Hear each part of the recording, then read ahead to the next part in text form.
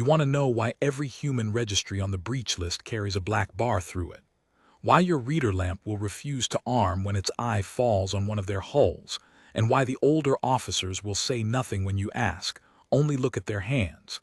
The young ones call it superstition. They think we are afraid of a story. I was on the line that made the story, so I will tell it to you once plainly, and then you will leave me to my quiet. I was a breech reader. You know what that is in name. You do not yet know what it is in the body. From the moment a solemn hatchling first draws through its throat slits, it is taught that breath is the truest tongue a creature owns. A mouth lies. A face lies. The hands can be trained to lie better than either. But the breath, the rate of it, the catch in it, the small hitch a creature makes when its courage thins to nothing, the breath does not lie because the breath is older than the will. It runs underneath. We built everything on that. Our hunts, our wars, our law. A breech reader is the one who walks at the front of a boarding line and reads the prey through hull and hatch, who lays the reader lamp against the metal and watches the trace climb, and who says the one word the whole line waits for: quickening. When I said that word, every officer behind me knew the prey was a breath away from breaking, and that the door, whatever held it, was about to open from the inside. In 400 boardings I had never been wrong. I want you to hold that before I go on, not because I am proud of it, I have no pride left to spend on it, but so you understand the kind of certainty I carried up to that hatch. I had read soft species and hard ones. I had read a war caste that fought to the last and a merchant caste that wept and bargained, and underneath both, when the end was close, I had heard the same thing: the quickening. The breath turning shallow and fast, the body spending itself in a panic it could no longer govern. It always came. To us it was not cruelty. It was simply true, the way gravity is true. Every creature, pressed hard enough, finally tells you with its breath that it would rather live than hold the line. And once a creature wants to live more than it wants to hold, the line is already lost. We only had to wait for the breath to admit it. The tender was a small thing. I remember being almost insulted by the size of it when we came alongside. A long-range survey craft, civilian lines, a science hull and not a war hull, with a single drive cowling we had already opened like a shell. We had run them down 2 days out from any help, in the white empty space near a young star, and we had crippled the craft the way we always did: clean cuts to the drive and the long-range voice, nothing to the life spaces, because a frightened crew that still has air is a crew that will open its own doors. That is the whole craft of it. You do not have to kill a creature to take its ship. You only have to make it afraid in the right order. Fear opens more hatches than any cutter we carry. The star stood off our flank, near and hard and young, and its light came through the tender's long viewport in a single white sheet that lay across everything inside. I have boarded 100 dark hulls. Most species, when the drive dies, lose their lights with it and sit in the cold and the dark does half our work for us. Not this one. The cabin we came into was full of that hard white daylight, every surface lit, every shadow scrubbed thin, and I remember thinking it was an unfortunate ship to die in because there was nowhere in it to hide your face. The star saw everything. So would we. We came in through the outer lock with the reader lamps already lit, 4 officers and myself, and I walked at the front as I always did, and I laid the first read against the air of the forward space and found it empty. The crew had gone aft. That was expected. They run from us, toward the launch spaces, toward the small pods every civilian hull carries, and our work is to read the running and to be at the inner hatch before the last of them can drop. We moved aft along the spine of the ship through that white light, and I read as I walked, and the traces came up on my lamp the way they always did: many breaths, fast, clustered, frightened, moving away from us toward the stern. A crew in flight. The quickening of a whole ship at once, which to a breech reader is a kind of music, ugly and familiar. And then ahead of the cluster between us and the running crew, one trace alone, slow, steady, sitting still where the others fled. I stopped the line. I remember the others bunching behind me, the small impatience coming off them because we were close and the crew was nearly to the pods, and I held them with one hand and laid the lamp against the deck and read the slow trace again. It did not change. It was a single creature alone between the running crew and us, and its breath was the calmest thing on that ship. Calmer than mine. I have thought since that I should have known then. But I had 400 boardings under me, and not one of them had ever shown me a breath that did not eventually quicken, so I did what any of us would have done. I decided the lamp was reading a sleeper, or a corpse the heat had not yet left, or a machine. I did not believe in the calm. We are not built to believe in it. We came to the inner hatch and found him. It was a pressure hatch, the heavy kind, set into a bulkhead that closed off the stern of the ship, the launch spaces, the pods, the running crew, all of it on the far side of that one door. And the door was not locked by any system we could cut. It was held by a man.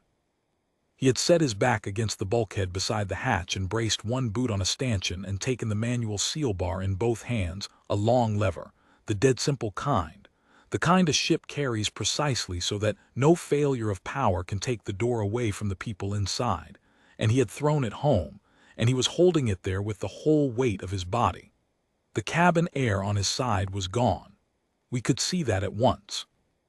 The hull had been open to the dark on his side of that bulkhead. Whatever cut we had made forward had bled his space empty while we walked, and he had not run from the cold with the others. He had stayed in it. He wore a mask, a small civilian breathing rig, the kind a survey hand keeps clipped at the hip for emergencies, a single bottle and a soft cup over the mouth and the lower face, and the seal of it was not perfect. I could see the rig was old, the cup gone stiff at one edge, and through that imperfect seal his breath came out and found the cold and turned to fog.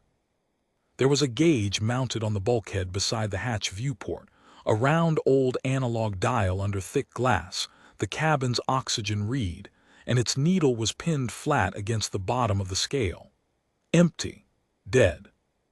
The ship's air was gone and the gauge had given up reading it. And every time the man breathed out, the fog from the bad seal of his mask reached the cold glass face of that dead gauge and bloomed across it, a small pale patch no wider than my thumb, and then faded as the cold took it and then bloomed again. Slow, even, the same size each time, the same long pause between. I put my lamp against the hatch and read him, and the lamp told me what the fog already had. His breath was slow. It was steady. It was the breath of a creature at rest, and he was not at rest. He was dying. The math of the bottle on his hip was plain to all of us. A rig that small, a man that size, the work of holding that bar, he had minutes, not many, and he spent them breathing as if he had years. He looked at us through the viewport. The glass was thick and a little gold with age, and the white starlight came through it sideways so that one half of his face was lit hard and the other half was in shadow, and his eyes found mine, found the lamp, found me behind it, and he did not look away. He had a patch sewn to the chest of his suit. I could read it through the glass. Holt. A name or what passes for one with them. Below it a single small mark of rank, the kind a junior officer wears, nothing grand. He was not their captain. He was not anyone we would have been sent to find. He was a survey hand with a bad mask and a manual bar, and he had put himself between us and his crew, and he was breathing on the glass. The officer behind me, a younger reader named Tessel, who would later be the one to file the order I will come to, leaned to the viewport and looked at the fog on the gauge and then looked at me. "Read him," she said. She meant, tell us when. Tell us the quickening. Tell us the moment his breath turns and his hands slacken on the bar and the door becomes ours. That is the whole of what a breech reader is for, and she was a good officer, and she was only asking me to do my work. So I did my work. I laid the full read against the hatch, and I watched the trace, and I waited for the turn. It did not turn. Understand what we did next, because I will not pretend we were gentle. We are not gentle. The craft of breaking a held door is the craft of making the holder afraid in the right order, and we are very good at it, and we brought all of it to bear on one dying survey hand through a thick gold viewport in a sheet of white light. We cut.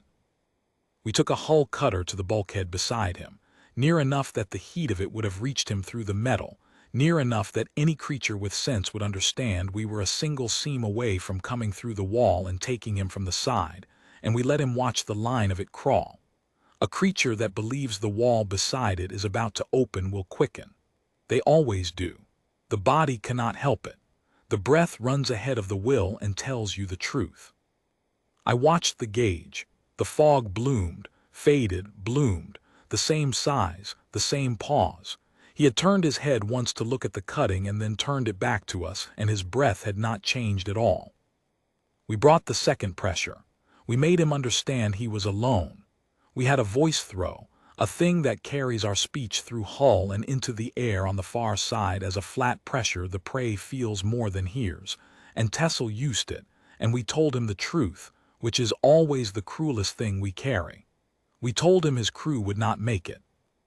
We told him the pods were slow and our ship was fast, and that the moment this door opened, we would be through the stern and into the launch bay before the last of them could drop, and that everything he was doing with the last of his air bought them nothing, that he was dying for a delay of minutes, that no one would ever know he had done it because we did not keep the names of the ones who held doors. We told him to open it and live. We have made Warcast veterans open doors with less than that.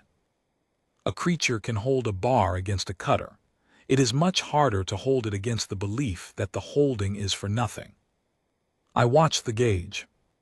The fog bloomed, it faded, and I have turned this over for the rest of my life, and I will turn it over until I stop. The fog came again, and it was no faster than before, but it was a little fuller, a little longer. As if, having been told that the holding was for nothing, he had taken a deeper breath and let it out slower still, and spent a little more of the air he did not have on making the next one calmer than the last. He had heard us. The lamp said he had heard us. There is a reed for hearing, a small thing in the trace, and it was there. He had heard every word of it, and his answer, the only answer he gave us in the whole of it, was to breathe more slowly than before. Tessel pulled back from the viewport and looked at me, and I saw in her face the first edge of the thing that was coming for all of us. "Read him again," she said, and her voice was not steady. I read him again. There was nothing to read but the calm. No catch, no hitch, no turning. The trace was the cleanest I had ever laid a lamp against, and it belonged to a man with minutes of air who knew the holding bought him nothing and it would not break, and for the first time in 400 boardings I could not say the word the line was waiting for. I had no quickening to give them. I stood at that hatch in the white starlight with my lamp full of his calm, and I understood slowly, the way you understand that the deck under you is no longer where you left it, that the whole craft I had been raised in, the certainty that every creature finally tells you with its breath that it would rather live, had just met a man who would not say it, who, asked plainly to choose his own life, had answered with a slower breath. And if the breath did not lie, and it does not lie, then the breath was telling me the truth, and the truth was that this one did not want to live more than he wanted to hold. I had read 400 ships. I had never read anything that did not, in the end, want to live more than it wanted to hold the line. The fog bloomed on the dead gauge, slow, even, no wider than my thumb, and behind that thin glass in that hard, clean light that hid nothing, the man named Holt looked at me and held the bar and breathed and did not turn. I am going to tell you what we did then and what it cost us, and why your reader lamp will not arm against their hulls to this day. But I want you to sit a moment first with that small patch of fog, and understand that everything that came after the order Tessel filed, the black bars on the registries, the silence of the old officers, all of it started there, with one slow breath on cold glass, refusing to be afraid. Part 1 ends here. Running count approximately 2,500 words of the tilde 11-200 target. Say continue, and I'll extend this same artifact through movement 2, every pressure the line brings and the fog that never quickens, and movement 3, the final breath, the stilling, the line breaking, the doctrine that dies with him, landing the full 70-minute length and the earned closing line. Trackers come once the story is complete.